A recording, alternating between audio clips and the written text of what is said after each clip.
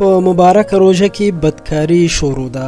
ویډیو یې در سره شریکوم چې په خپلو سترګو وګورئ چې پولیسو څنګه د یو بدکارۍ په اډه باندې چاپه وهلې ده او دغه خلک یې نیولي دي. په دې مبارک روژه کې شیطان قید دی، نو د انسانانو خپل وجود کې چې کوم د هوس شیطان دی هغه اوس هم آزاد ګرځي او اوس هم داسې حرکتونه کوي چې شیطان له شرم ورځي. په دې مبارک روژه کې ځینې هوټلونه کلاو دي او خلک پکې پټې پټې روژې خوري. نو څه داسې ځایونه هم شته چې هلته خلک فحاشي کوي او د روژې د برکت خیال نه ساتي.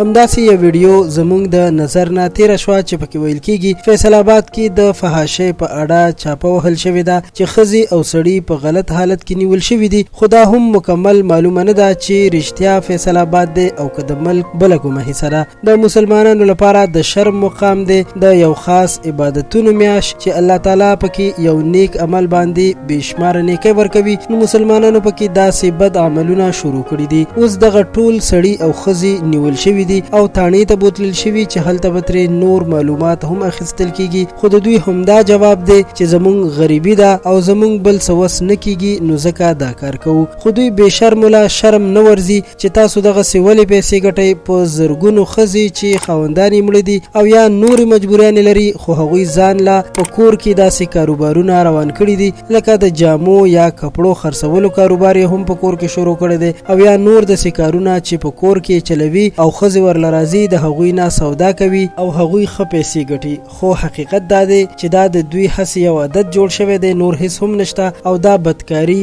اوس د دوی یو مجبوري او عادت جوړ شوی دی. دوی د خپل عادت نه مجبوره دي. هر کله چې داسې خلک ونیول شي نو رعایت ورسره نه وي کول پکار، سخته سزا ورکول پکار وي، ځکه چې داسې یو طبقه د دوی د وجې ټوله معاشره او نوې کل بېلارې کېدلی شي. ځکه چې یو ځوان هلک کله د کور نه وځي نو مور پلار یې نشي څارلی چې هغه چرته لاړو. خدای مکه که هغه په داسې بدو څیزانو او غلطو کارونو عادت شي نو بیا به د هغه څه کېږي. یقینا چې ډېره دردونکې خبره ده، که لږ سوچ پرې وکړو نو الله تعالی دې موږ تاسو او ټول مسلمانانو په حال باندې رحم وکړي. ستاسو ټولو ډېره مننه کوم چې دا ویډیو مو راسره تر اخره وکتله. داسې خلکو ته څه پیغام لرئ خپل نظر کمنټ کې خامخا ولیکئ او زموږ چینل خان کلیک هم سبسکرایب کړئ چې زموږ راتلونکي ویډیوګانې تاسو ته په وخت در ورسي. تر بیا د لوی الله په امان.